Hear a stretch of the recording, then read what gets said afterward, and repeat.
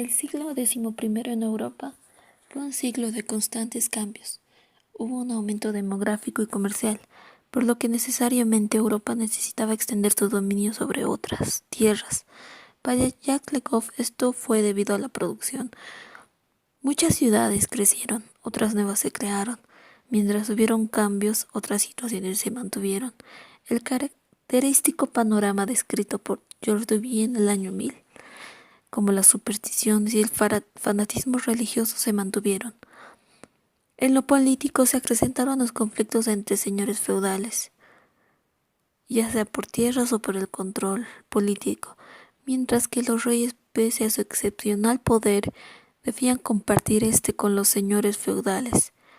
Esto también es conocido como la Guerra de las Investiduras, que fue a nivel macro la lucha entre el Papa y el Emperador.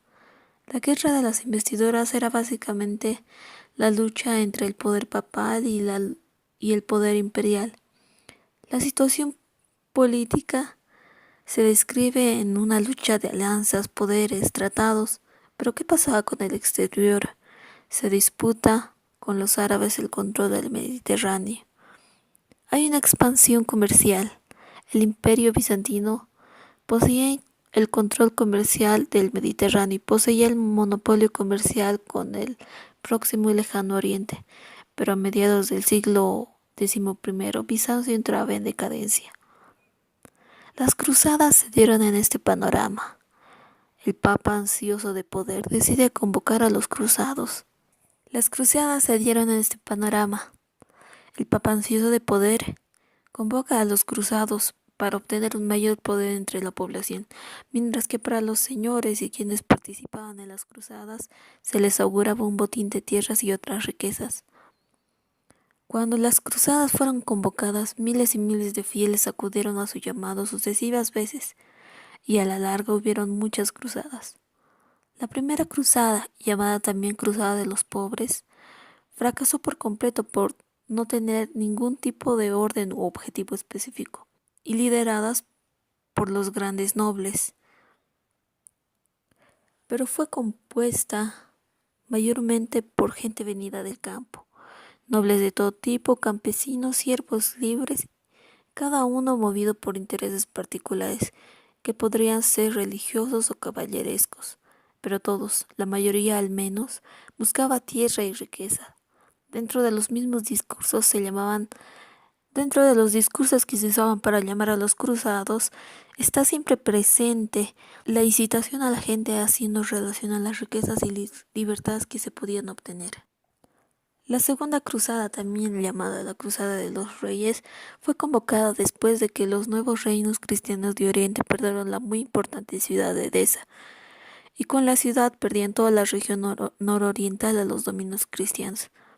Esto hizo que se declare la Segunda Cruzada para recuperar Edesa. Esta cruzada se caracteriza por primera vez por la asistencia de dos reyes, la asistencia del rey de Francia y el emperador. El rey Luis VII, que participaba para promocionarse a sí mismo, aparte de que podía obtener riquezas y tierras de Edesa. Además de ser dueño de los reinos cristianos, él podía participar porque había terminado de reunificar a los señores franceses bajo su dominio. Esta cruzada les demostraría que ya no quería problemas de su país, además que era buen cristiano. Mientras que el emperador Conrado III, aparte de buscar los mismos intereses que el rey francés en Tierra Santa, quería recuperar parte del antiguo poder e influencia del emperador, que había sido muy golpeado con la primera cruzada. Esta cruzada, aunque participaron dos grandes monarcas, no tuvo el mismo poder de influencia que la primera cruzada. Participaron más nobles y además de las guardias del rey. Lo que sí es que esta vez hubiera más combatientes profesionales y menos gente. Prueba de esto es que los italianos pudieron recogerlos y llevarlos cuando la cruzada estaba a un paso de fracasar. La tercera cruzada es la más famosa gracias a la historia de Ricardo Corazón de León. Fue una cruzada que tenía por objetivo tomar Jerusalén. Esta finalmente cayó bajo el poder de los árabes en 1187, ya que en el siglo XII se estaba consolidando los cambios producidos en el siglo anterior. Esta cruzada tenía que ser la más grande de la historia, ya que por primera vez se había logrado unificar a todos los príncipes alemanes bajo el emperador Federico Barboja. Pero esta cruzada solo se veía grande, y ya no estaban en medio todos los intereses anteriores que llevaron a cabo la primera cruzada. Los italianos ya tenían el control del Mediterráneo y comerciaban con los árabes sin problemas, a través de los puertos cristianos, y otros donde tenían paso libre. En el imperio ya no era tan necesario una expansión. Las victorias obtenidas por Ricardo Corazón de León lo hicieron famoso en la historia y en la literatura occidental como la referencia de caballero. Sin embargo, se retiró incluso estando cerca de Jerusalén. Los acuerdos establecidos por Ricardo y Saladino fueron una presión y necesidad de los intereses comerciales de ambos mundos, europeo, cristiano y árabe. Esta cruzada no tuvo consecuencias tan importantes como las dos anteriores, a excepción que remarcaban el fracaso cristiano, la impotencia bizantina y el creciente poder de los turcos en el norte, y la afirmación del poder árabe en el sur.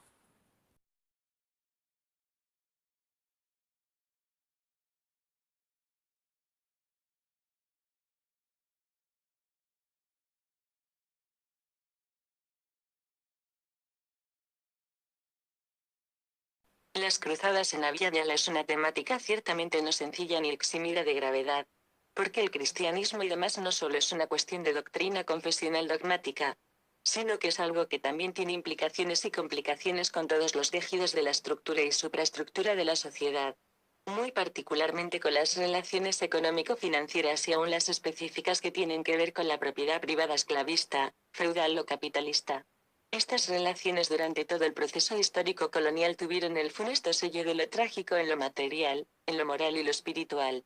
Todas las investigaciones más relevantes que han tocado estos tópicos han destacado y coincidido en su carácter trágico material, mas no hay coincidencia ni mucho interés en desentrañar las relaciones económicas, el poder ideológico confesional.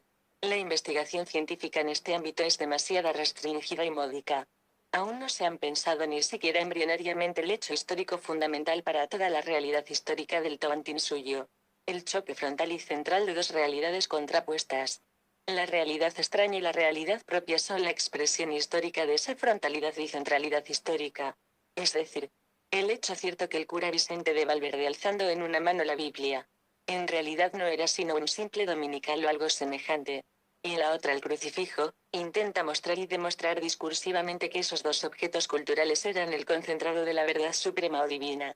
Atahualpa, con la duda configurada en su rostro, el cuidado expresado en sus gestos y, a la vez, perfilando el rictus de la intensa curiosidad que le salía de los ojos y todo su ser, decide tomar el primer objeto, Biblia, lo retiene en la siniestra, lo sopesa como peso material, lo aproxima al oído como queriendo percibir algo, una señal auditiva, un signo físico de audito y nada, y, sintiendo en sí mismo, en su corporalidad total, en su espiritualidad, laica, integral y con todo el concentrado de su energía corporal, arroja el objeto ajeno lo más lejos que puede.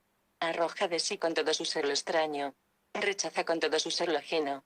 En el fondo no lo arroja porque el objeto cristiano no le dice nada al oído o al entendimiento, sino que comprende lo extraño del objeto, sus características contrapuestas, su falta de propiedad y la percepción inmediata de todos los peligros que entraña esta extraña presencia de seres distintos a ellos y objetos diferentes a ellos. Es una asunción histórica de lo propio como entidad cuya identidad los define, los diferencia, les da personalidad. El acto de Atahualpa es un acto de grande personalidad, porque no es un acto que se realiza para sí por sí sino para lo comunal. La Iglesia tenía el carácter de una institución social y política. La Iglesia era el Estado mismo. El culto estaba subordinado a los intereses sociales y políticos de Estado. Este lado de la religión incaica se delinea netamente en el miramiento con que trataron los incas a los símbolos religiosos, de los pueblos sometidos o conquistados. La religión incaica se preocupaba de avasallar a los dioses de estos, más que de perseguirlos y condenarlos. El Templo del Sol se convirtió así en el templo de una religión, una mitología un tanto federal. El tawantino, en materia religiosa, no se mostró demasiado catequista ni inquisidor. Su esfuerzo, naturalmente dirigido a la mejor unificación del Estado, tendía, en este interés, a la extirpación de los ritos crueles y de las prácticas bárbaras, no a la propagación de una nueva y única verdad metafísica. Para los incas se trataba no tanto de sustituir como de elevar la religiosidad de los pueblos anexados a su imperio. La religión del Tawantinsuyo, por otro lado, no violentaba ninguno de los sentimientos ni de los hábitos de los indios. No estaba hecha de complicadas abstracciones, sino de sencillas alegorías. Todas sus raíces se alimentaban de los instintos y costumbres espontáneas de una nación, constituida por ayllus agrarios y ruralmente panteístas, propensos a la cooperación, más que a la guerra. Los mitos reposaban sobre la primitiva y rudimentaria religiosidad de los aborígenes, sin contrariarla sino en la medida en que la sentían ostensiblemente inferior a la cultura incaica, o peligrosa para el régimen social y político del Tawantinsuyo. Las suyus del Tawantinsuyo, más que la divinidad de una religión o un dogma, creían simplemente en la divinidad de los incas. La invasión fue la última cruzada, fue esta la que tramontó la grandeza española. Su carácter de cruzada define a la invasión como empresa esencialmente militar y religiosa. La realizaron en sociedad soldados y misioneros. El triunvirato de la conquista del Perú habría estado incompleto sin Hernando de Luque. Tocaba a un clérigo el papel de letrado y mentor de la compañía. Luque representaba la Iglesia y el Evangelio.